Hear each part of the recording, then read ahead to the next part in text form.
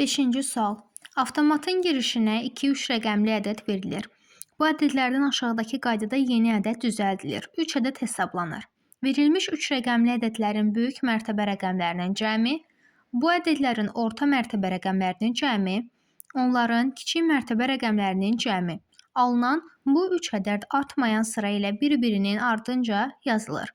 Məsələn, ilkin 3 rəqəmli ədədlər 835 və 196 isə uyğun mərtəbə rəqəmlərinin cəmi 9, 12, 11 və nəticə 12, 11, 9 olacaq.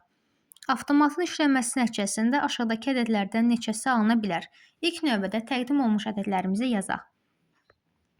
15, 13, 03, 16, 14, 10, 19, 16, 15, 12, 16, 13. İndi isə yazdığımız ədədləri nəzərdən keçirək. İlk növbədə görürük ki, bu ardıcıllıq düzgün deyil. Çünki bizə artmayan sıra ilə, yəni azalan sıra ilə olduğu qeyd olunub. Burada isə nə artan sıra, nə də azalan sıra mövcuddur. Daha sonra 19, 16, 15 ədədinə baxdıqda görürük ki, heç bir bir rəqəmli ədədləri topladıqda bizə cavabı 19 geri qaytarmır.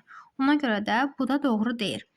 Lakin 15, 13, 03 ədədi və 16, 14, 10 ədədi doğrudur. Çünki hər hansı bir rəqəmli ədədi topladıqda bizə 15, 13 və 3 və ya 16, 14, 10 cavabını geri qaytara bilər.